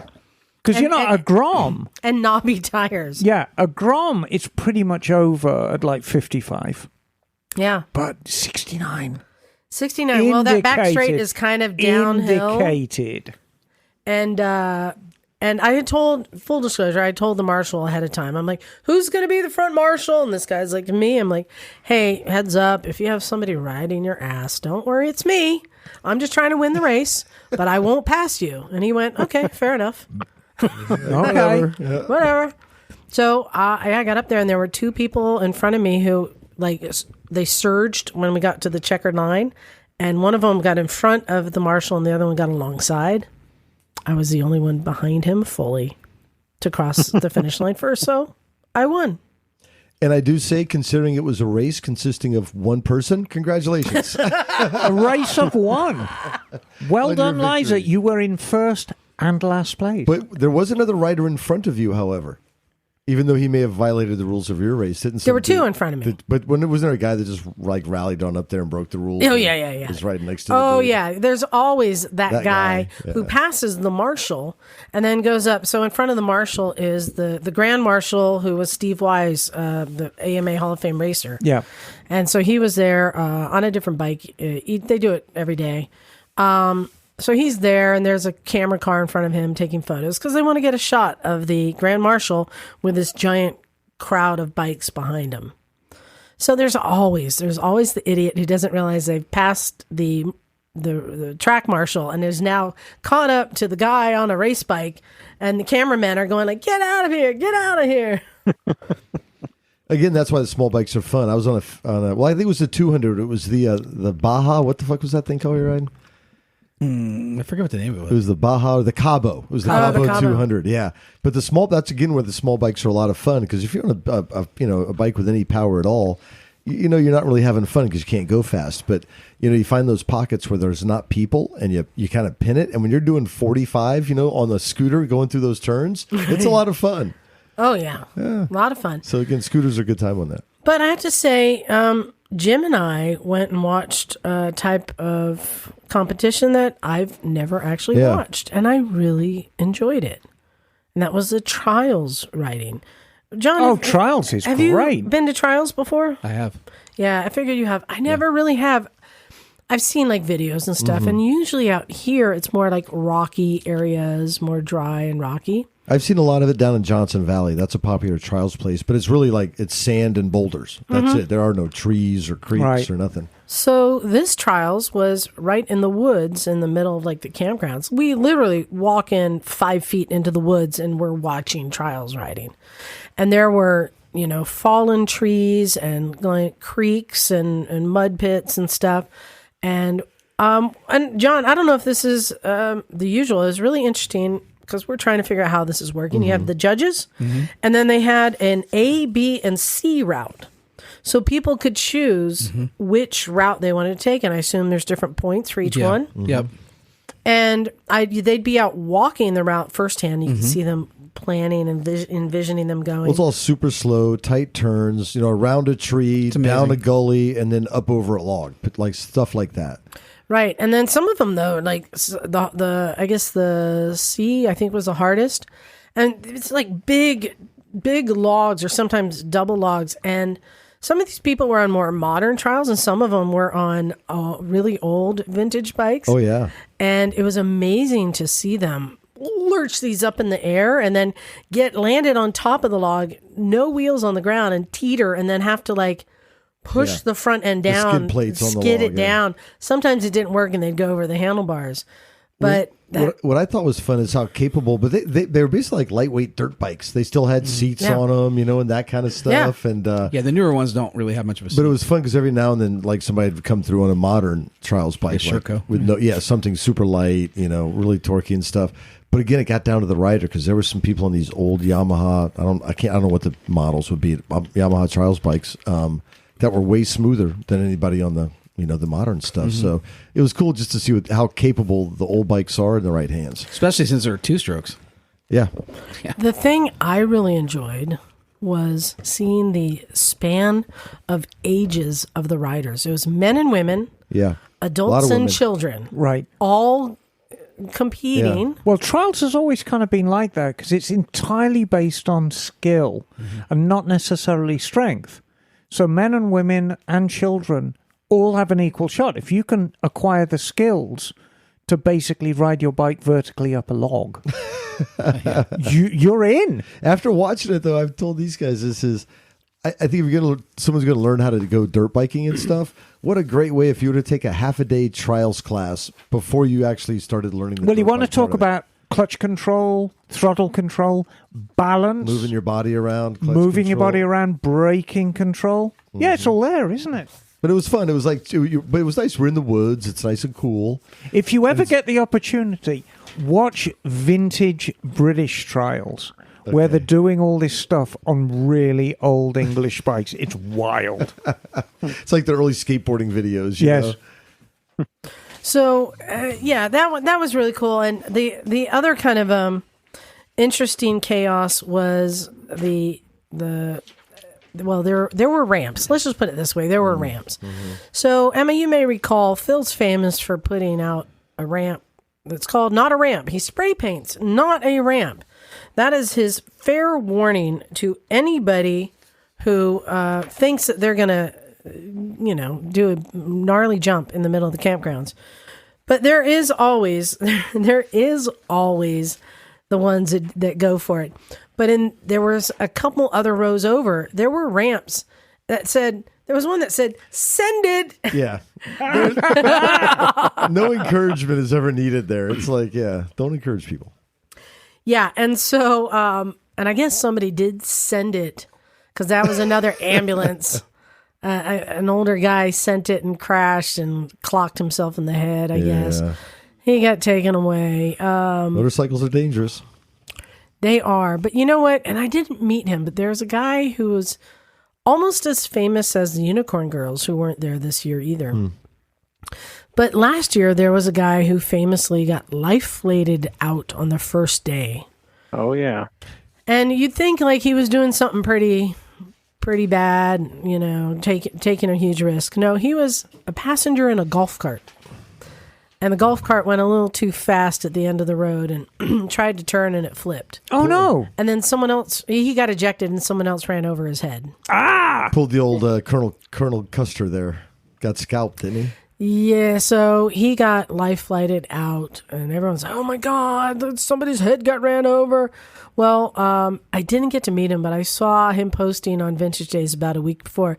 Been working on my bike for the barrel races. Can't wait to be back this year. Oh, no. And that is exactly what Vintage Days is. Like, let's go, you know? Let's go. Yeah. Or you probably run away in terror, vowing never to return again, one or the other. Well, and it goes back to, we were talking about how it's seemingly like we don't know how people aren't getting more injured, but there are injuries. But it's not like, you know, every year we do the death count at Sturgis, which is coming up soon, and my guess is 9, if anyone wants to put in their guesses. Is that the over-under? That's horrible. Yeah. That's a lot. That's a lot of people. At Sturgis? Yeah, but... Just saying anywhere. For Vintage Days, it is amazing. Yes, there are injuries, but they seem to come back. They come back. There were people there with like broken legs and stuff. Those are motorcycle people. For the most part, everyone there are motorcycle I think people. I know the difference because Sturgis is ultimately, it's a road rally. You're on public roads. You're in a public town. There's a lot of drinking, as there is in Vintage Days. Yeah. But the difference with Vintage Days is pretty much everybody's within the campgrounds and the everyone's riding scooters and mini bikes. Right. You know. So drinking, riding large capacity bikes on the street with other people who've been drinking, that's the recipe for death, I feel. Right. And we made mention earlier, like, there's also like there was a bunch of controversies and people were talking about stuff, and one of them was there was talk, even though we never got it confirmed, about the kids who got hurt. Did anyone ever get a confirmation? No. There was a story that a boy, like a 14-year-old boy, crashed and broke his leg and then hit a girl in the process, and they both had to. I guess she didn't get taken away, but he got taken away to the hospital, but they couldn't find his parents. And that was confirmed, that story. So that got the sheriff. That's got the sheriffs involved, and I think that kind of led to why they shut down barrel racing. Even though I don't think it happened there, but it's still. I mean, it's not that crazy. It's not that dangerous. But we were watching on when they took over the other little track. From the barrel racing, the hair scramble track, you called it? No, the pit bike racing track. So it was just a big curvy track that just went in a field in a circle, but just went kind of back and forth and back and forth. And but dudes were ripping on it. Oh, people are ripping on all sorts of bikes, right? And then you see this little kid on a little bike come around, and you're like, oh, this isn't good, right? But he was followed by a very large man on a bike, and the kid had gear on, and he had a flag on his bike. And behind him, riding very closely, was a very large man we think must have been his father. Yes. And I'm like, that's how you do it. That's how he was running guard for him, you know? Well, and as fast as people were ripping through the turns, and people were, I mean, unless they were on a moped or something silly, but everybody kind of cooled it down when they got to the dad and the kid, and they kind of eased on past and then cracked on the throttle again. But yeah, like I said, no one wanted a problem with dad out there. One of the other controversies that we were all reading in the forums or the Facebook pages after, there were some people in the swap meet who complained that nobody bought their stuff. They're like, all the people are just coming for the parties. And the way we talk, I mean, we're going for the parties. Yeah, exactly. We're having fun, right? Jim, did you buy anything in the swap meet? I bought one thing. I bought one thing. I bought one thing. That's cool. A little evil. I bought a bunch of things. Yeah, Bagel bought a bunch. Scored. Yeah, Bagel scored. And what was interesting is then seeing people saying things like, well, I did really well in the swap meet. I sold all my stuff. Phil sold most of those bikes he brought. But Phil sold stuff. Yeah. But it came down to, they said there were people that, I guess due to like bring a trailer, people think their bikes are worth a lot more than they are, and they come and price it really high. Yeah. And those are the ones that weren't getting anyone buying anything. But surprise. Bagel, you got a whole bunch of parts for pretty cheap, right? Oh, yeah. I mean, I was looking for parts for my CT70s, and I found a good number of those and probably spent, over $100 on CT parts there. But I also found a guy who had all these different motorcycle parts scattered all over his place, and there was a section that had a bunch of old Vespa parts, including some like mid to late 50s Vespa parts that are fairly uncommon. I figured that's not something I want to spend my money on because it's probably going to be too much. But I saw a metal cylinder shroud for a later Vespa. And I thought, that's metal cylinder shrouds are hard to find. Let me see how much he wants for it. So I held it up, said, how much you want for this? And he says, well, if you take all the Vespa parts out there, I'll sell them to you for $100 just so I don't need to take them back to Houston. That's awesome. And I just said, done. Yeah. Deal. And I used Pete's Honda Aero. The gyro. Or gyro with the big box on the back to haul all of the parts back to the campsite. And it worked like a charm. Sounds like you got some pretty good parts, expensive parts, right? Yeah. Nice. Yeah. It was like I got Vespa cowls, glove box store, center stand, 2 front forks, just all kinds of like little body parts, like the Speedo cover for the handlebar headset, which is a really hard to find item, and these had all look like they've been sandblasted and primered, and for the most part in pretty good shape. One of the cowls had some rust holes in it, but nothing that couldn't be patched up. And a lot of those parts, just one of those parts by itself, probably was worth more than $100. So I made a huge deal there. Yeah, the swap meet is fun, and I think we agree. I'm like, good thing we flew here. Yeah, right. Then I can't buy this. Right. So tempting. But it is really cool, and so I think for the people who said they didn't sell anything, I'm going to go simple statistics. If the attendance count is up, then potential sales are up. So if you're not selling anything, it's because your prices are up. Well, we talked a little bit too about the people coming from far away lands and purchasing just bucket loads. Oh yeah, did you hear about that? That was another thing. There were people accusing people coming from across the pond and buying up containers of bikes that they can't get over there, and saying that they're driving all the prices up and buying all the good stuff early on. They were calling them predatory buyers. There you go, predatory buyers. And I'm like, isn't that a good thing that there's somebody coming and buying up all sorts of stuff? Right. Isn't that the point of a swap meet? Exactly. Generally, you would have thought. Who cares if they're taking it to another country? I mean, where do you think that Honda gyro came from? Exactly. Yeah. If you don't like it going to another country, then spend more on it and buy it yourself. That's how it works. So that was very interesting. But overall, Jim, are you going back? Yeah, well, I was telling you earlier today, I'm tempted to ride out there next year. I mean, it's just it's so many. Hey, Bagel, how many days would you say riding at a? I mean, your long days are different than my long days. But how many days to ride out there?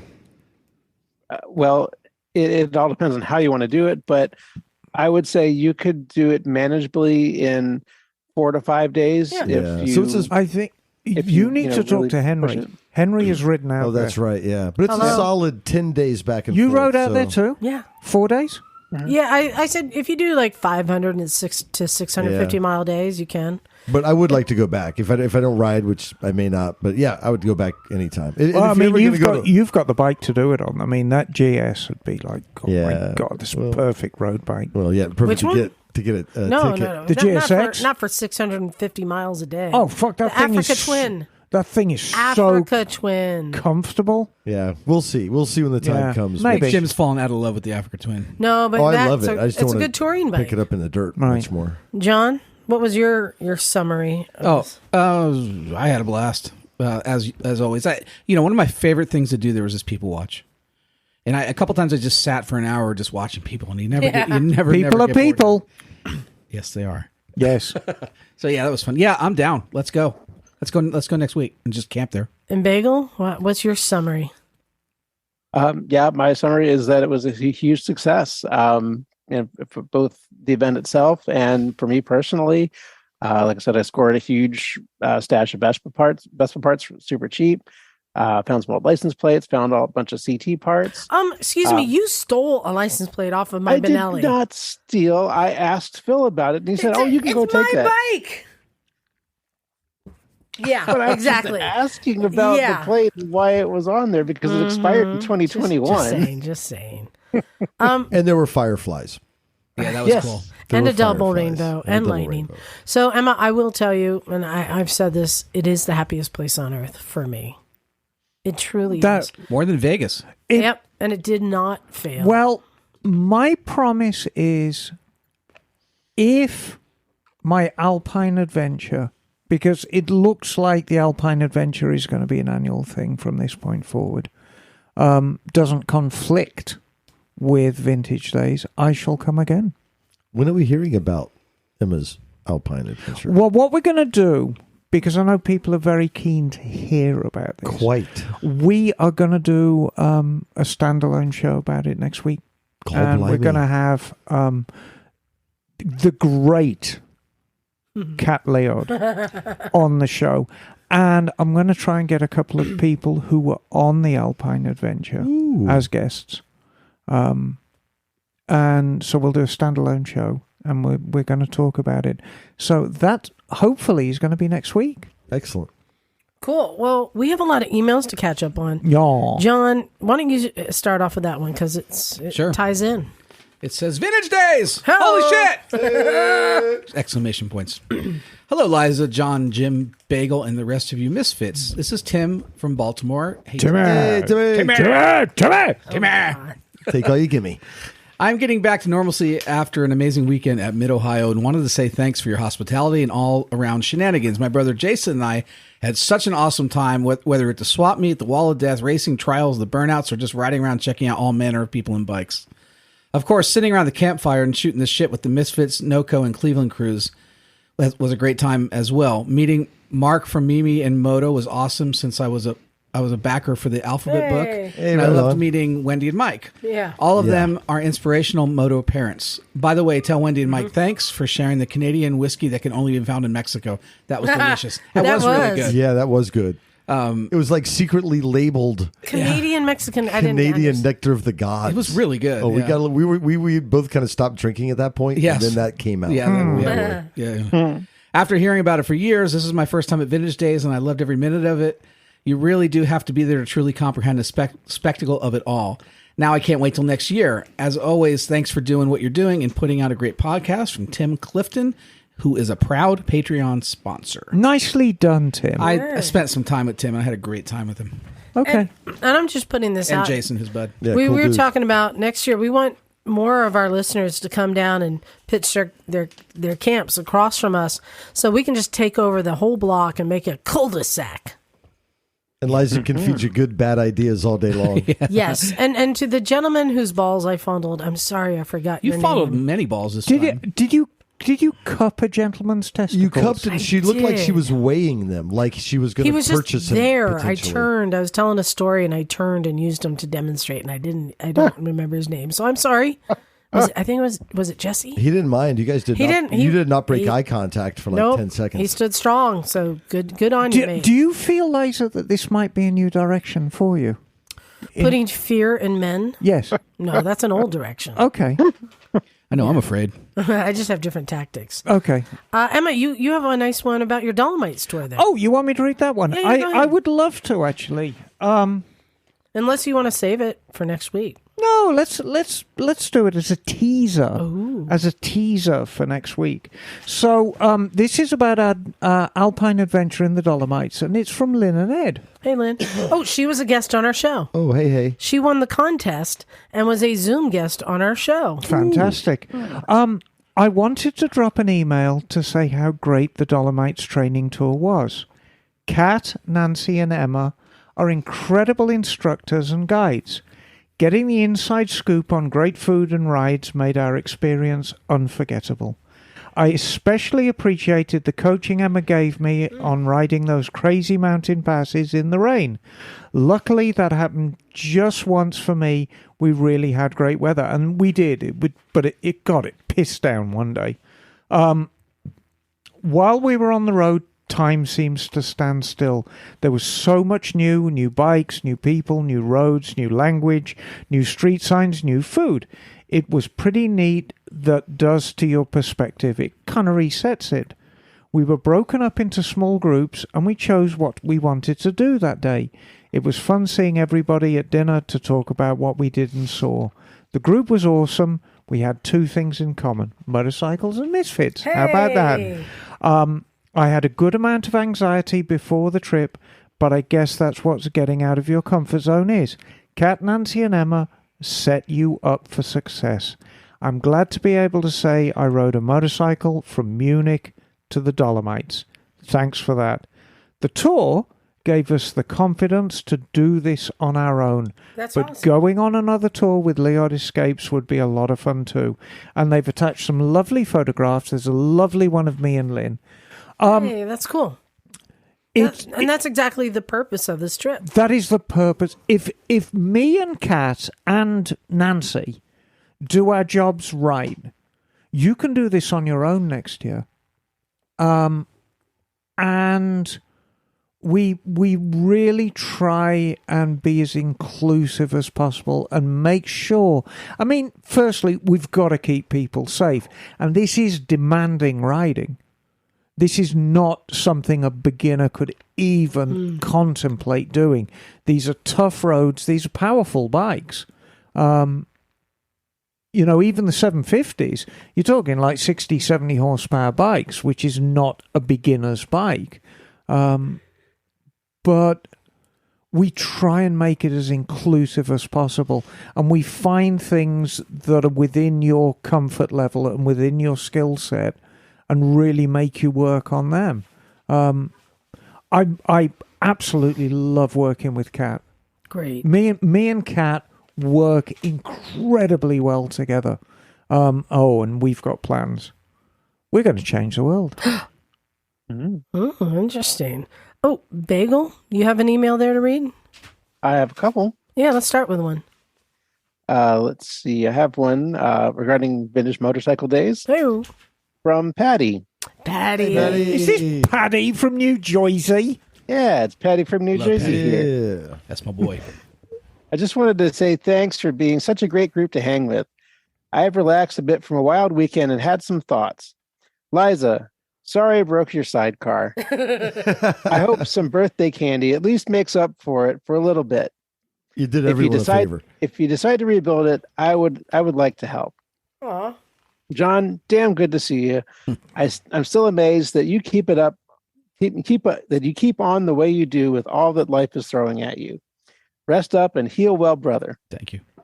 Jim, it was great to talk with you. Always love your perspective on the show and was happy to find you are a super genuine human being in person as well. Oh, igualmente. Did you share your weed with him? I thought that he was, I don't even know what you're talking about. No, what a great dude he is. Bagel, you were either working on the bike or dozing off since I really only I remember that really day. showed up really late because I had to fix my pit bike too. Travel safe. My love to you all and hope to see you all soon. I have now fixed a bike on premises with swap meet parts. Next, I have to buy a bike and bring it home for my next merit badge. Yeah. Live to ride to eat, Patty. Heck yeah. Hey, Patty. Emma, I would like to paint a picture for you. So, kind of what he referenced to. Poor Bagel. Poor Bagel. Bagel, so I was wearing that unicorn kid's bicycle helmet. Yes. And Bagel's like, where'd you get that from? I'm like, I have another if you want it. He's like, okay. and he put it on, and it was like a yarmulke on his head, right? It was just a teeny tiny helmet. But he committed. He wore that thing. I wore it. And he was drinking and having a good time. And then he's in one of the camping chairs and under our tents. And I just look over, and he's now passed out. He's slumped over, Casualty. still with a unicorn helmet on. And I'm like, oh, this is sad. No, it was not. Bagel was rocking that shit. He did. Do you feel that helmet cramped your brain and made you pass out? No, or was it the booze? No, It was the booze talking. It was a very long and very exciting day. And, Okay. But I I just put him ran out of fuel. You put him to I bed. put him tucked to in. bed. Yeah. Oh, I did. And I'm like, oh, look at Bagel in his unicorn helmet. It's so cute.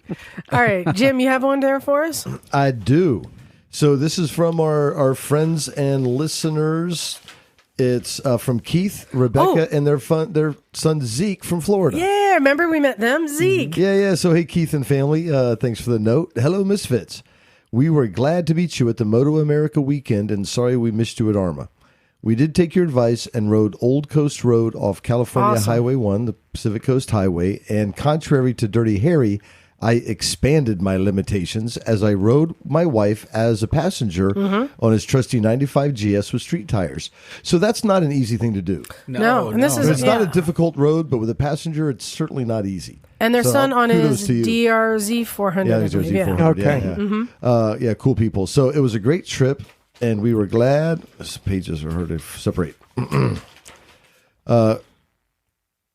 Wait, what the fuck? Oh, we were glad to share it as a family. Sorry about that. Yeah. And this is our second time riding motorcycles in California, and our experience has been the same both times. California drivers are the most polite drivers! Oh. Exclamation point. I agree. Many times we were on canyon roads, slower cars got out of the way. They even got out of the way of faster car drivers. We were amazed. While lane splitting, cars would move over and give us room to get through. We would never see this on the East Coast, which leads to my next question.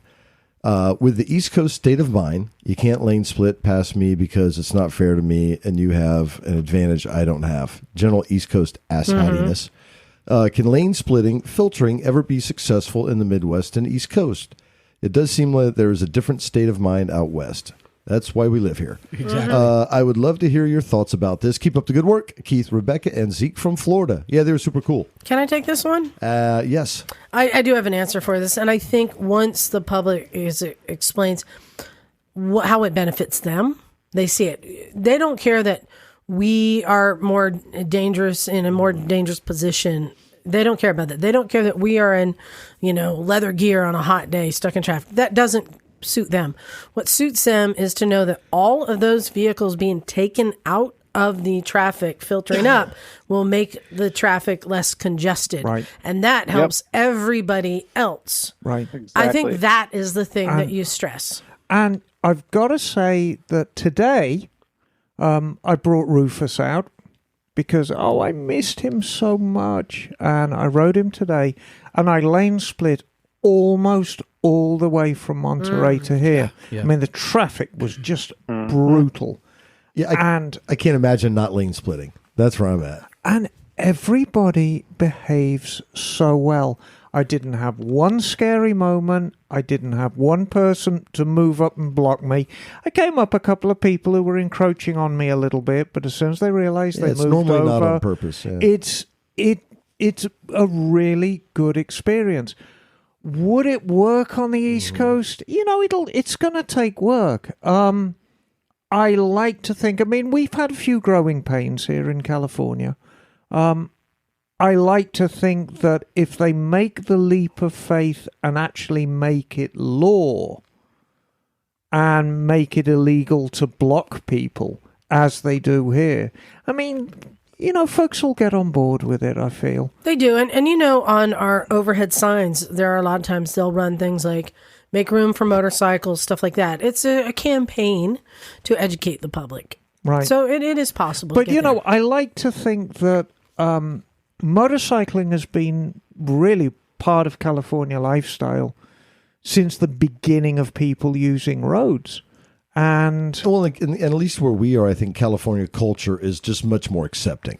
We're I a think, pretty accepting bunch overall out here. And I can't speak for the Midwest or Florida so much, but I don't know. That's why I think we live here. But Oh, go ahead, Bagel. But I also would want to say that it does take time, because I remember, a good 15, 20 years ago, when lane splitting was less official and maybe less well known, that there were a lot of people who were very hostile to it. And Right. I remember there was it wasn't legal, right? Yeah, It wasn't there was legal a morning then. DJ who lost his job because he talked about threatening bodily harm to motorcyclists for lane splitting. So there was a lot of public sentiment in California that was really anti-lane splitting. But over time, the arguments, for it came out, and people were convinced and understood that, it's not putting you at a disadvantage, it's not threatening you. Just let them go and you'll get there quicker yourself. Yeah. Educate the public. But I'm really glad that they took our advice and did the Old Coast Highway and enjoyed it. They sent a great picture. It's iconic Bixby Bridge, which is about 13 miles south of, Carmel Valley and all that kind of stuff. And so beautiful dirt road with Bixby Bridge spanning the water and the Pacific in the background. Yeah, good trip. So, Emma, as you know, Hello. I myself will be taking a trip with Kat in a few weeks. Yeah, you're doing a little scouting trip to the Isle of Man. Well, we're going all over the UK and All over England. and Wales. Oh, okay. Well, there's Scotland and Ireland, too. Yes. I know. Okay. You should call in and see my brother, and he'll make you a cup of tea and give you a piece of crumbly cake. I would like to meet your brother. I have nothing to do with tea and crumbly cake. Really? Yeah. Okay. So I've had people are emailing us in and giving me some tips on where to go. So this. Oh, is let's hear these. This one is from Nick. He says, "Hey, from the UK. Really enjoy the podcast. Although clearly Emma is AI because no human could possibly have that much technical knowledge." Oh man, they're figuring it out. Chatbot. Liza, you mentioned a forthcoming trip to the UK. Yes. If you are not aware of one of the best stops for bikers, it is the Sammy Miller Museum in the New Forest. No, I agree with that. Sammy Miller's, I don't even know if he's still alive, but his museum certainly is. So he says he visited last month and recommends it. He goes, you've probably never heard of Miller, but briefly, he was a Works Grand Prix rider in the 50s, went on to win 11 British trials and 2 European trials championships. Now in his 90th year, he still rides and restores bikes every day. Oh, there you go. So he's still around. You talk about trials. I mean, Sammy Miller made a name for himself riding aerials, which is really pretty much the best quality bike to come out of Birmingham. And he says that he has a YouTube channel as Paradise by Sammy. Yes. No, I thoroughly agree with that. Yeah. Well done, Nick. Thank you. I'm going to check that out. Yeah. Add that to my list. All right. And the New Forest is great. They're very famous for their ponies. New Forest ponies. They have wild ponies running around. Yeah. All right, John, you're up. Okay. Johnny. Scored a deal on an airhead from Johnny. Ken Bird. Scoring a deal. Dear Miss Emma, Hello. just a few short weeks ago, you and I were sitting in the lobby bar in Munich drinking Hellas and discussing my interest in getting a 75 Norton Commando. Yes. While still dreaming of someday Commando, an opportunity has fallen into my lap. Oh, good-o. A friend who's a professional motorcycle mechanic offered me a mid-1970s BMW R75/6 for next to nothing, seriously, practically for free. He knows I've been looking for a project and appreciates that I will likely bring the bike back to life. I'm rather excited That's a good as bike. I was eyeing one much like it at the Museum of Things That Go. Yes. The Verkehrsmuseum? Yeah. Museum of Things That Go. Yeah, no, they've got the Museum of Things That Go in Munich. that. He believes that the bike has no major problems other than several years of neglect. It appears to be complete, but I know I'll need to go through the fuel system, the wiring, Yes. the control cables, Yes. nothing I haven't tackled before. Yes. But it'll also need tires. Yes. My plan is to get it running, run an oily rag over it, and just enjoy riding it. Sounds great to me. This will be my first BMW, in fact, my first European bike. Yeah. Are there any specific concerns that I should have with this generation of airheads? Thanks in advance, and also to you, Kat and Nancy, for a lovely time in Munich and the Dolomites. Ken in Connecticut. Oh, lovely. Nice, Ken. lovely. I think this sounds like a great idea. No, it's a wonderful idea. And I mean, the thing is with airheads, they're essentially the very, very simple bikes. Yes. So the 75/6 is actually the Cinderella to the Queen that is the 75/5. So the 75.5 is what everyone gets frothy about. This is the toaster. This is the toaster. It's got a drum front brake, big chrome flanks on the tank, chrome side panels, all the things. And the 75.6 was essentially an updated version of that. It had a disc front brake, it had camera case instrument packs, it didn't have a speedo in the headlight. Lovely thing and lovely to ride. I used to have an 80/7. Right. So, just very basic. Yeah, simple. really basic. The only thing that you need to watch for with BMWs is buy the best quality coils you can, because the coils are wired in series. So if one coil goes bad, the bike dies. What is a good brand of coils? Bosch. Makes Yeah. sense. No, but yeah, and that's about it really. But there's nothing complicated about an old airhead BMW. The only issue I ever had when I had an R80 was the rear bezel needed to be well sort of maintained and oiled. Yeah, it's stupid things like that. Yeah. But Do it. yeah, do it. Yeah, can't go wrong. I always say stay away from old BMWs, but I refer to the ones with technology. Yeah. Yeah, that's different. Yeah, so at like 85, I think, Right. is when it really started getting black So- boxes with smoke. I want to just have a brief talk about what Heller's beer is. So Heller's beer is German for light beer. Heller's is light. And you can drink gallons of this stuff and get enormously drunk and actually just spew nonsense. But the best part about it is when you wake up in the morning, it's no hangover because there's no chemicals in this stuff. It's just alcohol and hops. And we would drink huge quantities of this beer and just get roaring drunk, and it was great. Should I try it, Jim? Do you think I might not get a hangover? You should definitely not try it, but I do see Bagel nodding his head in approval. No. Yeah. I take one sip of alcohol and I get a hangover. It's not fair. Not fair at all. I had a hangover after Porco and I didn't drink alcohol. I was in the presence of it. Oh, All right, Emma, you have another email there to read? I do indeed. And this is from Orin. Hey, Orin. And he said, hi, the name's Orin. And he felt like that was important because my email is a jumble of letters and numbers, which I actually agree with. Love the podcast, by the way. Been listening for a while, over a year now. Oh, cool. Only listening to old episodes right now, so I'm not up to date on the current antics. It's a developed product. Yeah. I would say if you listen to the early episodes, they're very high on enthusiasm, but a little rough and ready. And, we're getting a little better at it now. So enough about the internet radio, now onto the bikes, his motorcycles. Currently the owner of 4 motorcycles, only one of them actually runs. Are you listening to this, Bagel? Yes. Yeah, so he's got 25% running. Yeah. He's better off same than as you. Well, same as me. He's got a No, you're 20. a 90. Yes, you're you're right. 20%. You're right. He's got a 1968 CT90, a 1979 XL 250S, which is the only running one. Think back, Liza, to those late 70s Honda XLs. Yeah, I had the 175. 75, yeah. No, I don't think the 75 did. There was a peculiarity of the 250 and the 500. It had a 23-inch front wheel. Oh. I didn't know that. Yeah, only lasted for a couple of years.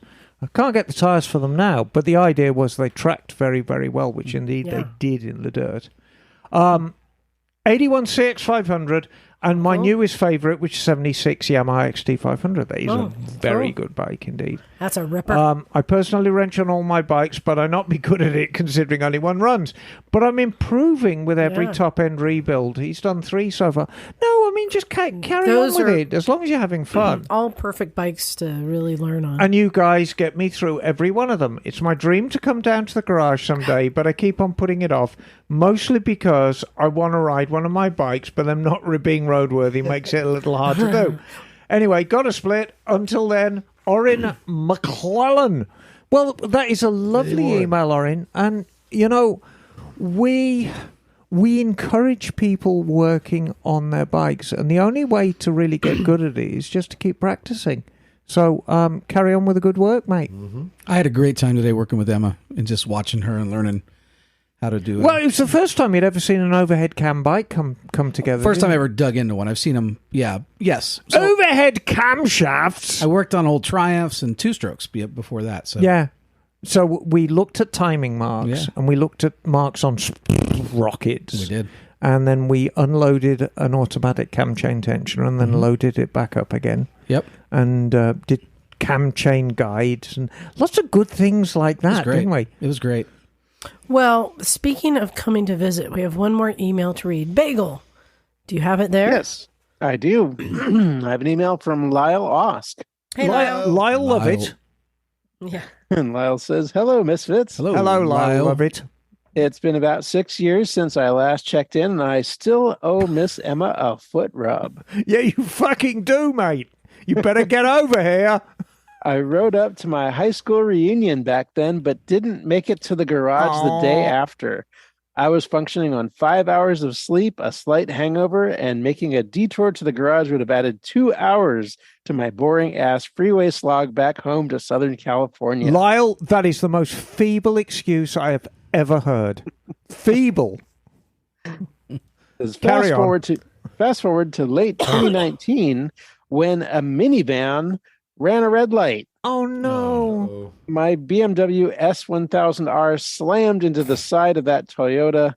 I flew into the B-pillar. My left forearm took the brunt of the impact and resembled a boomerang bent at a 45-degree angle. Nasty business. Yikes. Fortunately, some good Samaritans sat me on the curb and moved my mangled bike. The ambulance swept me away and loaded me up with enough ketamine to sedate a small bull. 2 surgeries and 4 months later, I got back onto my secondary motorcycle. The same day as my final visit to the hospital, I got my settlement and vowed to get back to the classroom, not to learn a new skill, mind you, but to break me of the bad habits that may have contributed to my crash. Here are some classes I've taken since December 2019. September 2020, I rode at SoCal Supermoto and got comfortable going fast on a go-kart track while mastering my Supermoto lean and exercising that still recovering clutch hand. Nice. I've taken 3 other classes there since then. January 2021, got some basic track instruction from Apex Assassins and flogged the Aprilia RS and the Tuono 660s on bumpy Willow during Aprilia Racer Days. Oh, cool. And then number 3, February 2021, I took an intermediate off-road class. I've ridden dirt bikes off and on since I was a kid and started to get into ATV riding on my baby GS BMW 310 before my crash. And I got comfy with the bike moving underneath me, riding in sand, and recovery on a steep hill, which greatly improved my confidence and technical abilities. Number 4, YCRS Champ Street in April 2022. I now ride covering my front brake 90% of the time, as well as thoroughly understanding lean equals risk. Yeah. I also took my Tiger 900 Rally Pro with 50/50 tires on streets of Willow Springs and rode with a fast group. The only thing that held me back was not getting much feedback from the Adventure Cross front tire. And number 5, in April 2023, I completed California Superbike School Level 1 and had fun working on the exercises as well as flogging a BMW S1000RR with the shift cam, which is addicting when it kicks in at 9 to 10 KRPMs on the 2 long straightaways at Streets of Willow Springs. I also enrolled in Champ U and Chris Birch's Say No to Slow online training courses and can't wait to take my next course, most likely an in-person ADV class so I can flog my Tiger 900 in my best impression of the aforementioned Chris Birch. Might be a great guest, cough, cough. And Champ School is also planned for the next year. And Lyle also writes, you recently discussed Are Lawyers Worth It? And I can attest, my accident lawyer took care of me and even floated and arranged physical therapy so I could focus on recovery and not spend time on the phone dealing with insurance and medical bills. The settlement was generous as well as was their cut, but my good credit was also intact. I wanted to thank you for keeping me entertained, not only during my recovery, but for the past 7 years. Geez, that's a long ass time, and I'm still catching up to current day. Wow. I'm up to episode 468. Wow. You've been a great addition to my ear holes, and I hope you keep sharing your stories and inviting inspiring guests who push my bike curiosity to new levels. Remember, always be smooth. Cheers, Lyle. P.S. I plan on visiting the garage on a rented BMW GS from Twisted Road on the Sunday before Labor Day, and would love to meet the crew for a morning ride or Santa Cruz style breakfast burrito. Where's my foot rub? It'll be there that Sunday, I'm guessing. That's Sunday. I will be in UK. Right. So I shall be running the garage. Do you want to do a breakfast ride? Yeah, no, I think we can do a breakfast ride for him. September 3rd, I believe. Yes. No, I think we can do a breakfast ride for him. So I'll respond to him. Do you want me to give him... John, do you want to organize that? Or should I give him... Yeah, why don't you organize the breakfast ride? I'll give him your email address to reach out to. We'll all do a nice breakfast ride and go out for a ride before we open the garage at 11, which will be jolly nice. Mm-hmm. Fantastic. Well, there you go. Emma, I wish you could come to Vintage Days. I know you're doing, the Cats tours, and that's great. Because you guys are helping people, and it's a great time. But boy, how many times were you like, oh, Emma would have loved this? Well, Emma's been there, so Emma knows what it's all about. It's like the precious commodity with all of us really is time. And that's it. And I am absolutely committed to doing these while there are people to go on them. It's a Sophie's choice. It really is. Yeah. But while there are people who want to go on them, I am absolutely committed to doing these alpine adventures. It is the most amazing experience. So I'll never stop doing those as long as I have breath in my body. So come on out and visit us. We love it. And time's running out for summer vacation. Yeah. So, well, Emma, hopefully we can get you out to Vintage Days again, because there's nothing better than Emma and Phil in the same room together. Yeah, it's we are the flies on the wall watching that. It is quite a spectacle.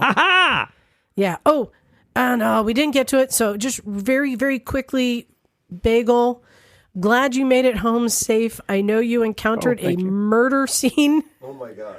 A crime scene.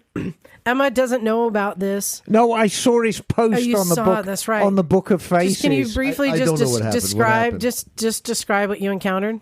Yeah, so I checked into the Motel 6 in Rapid City, South Dakota, and went. Well, there were a couple other people ahead of me at the office when I was trying to check in who were having problems with their rooms, where the rooms were not clean, like not made up at all from the last guest.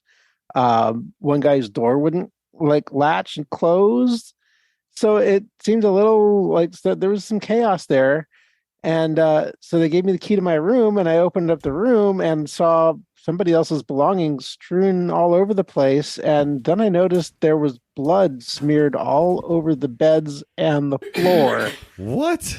Oh, you haven't seen the pictures? No. Oh my God. Oh yeah. So I took 2 pictures, closed the door, went right back to the office and said, I am not comfortable staying here. I would like a refund, and I will be on my way. Thank you very much.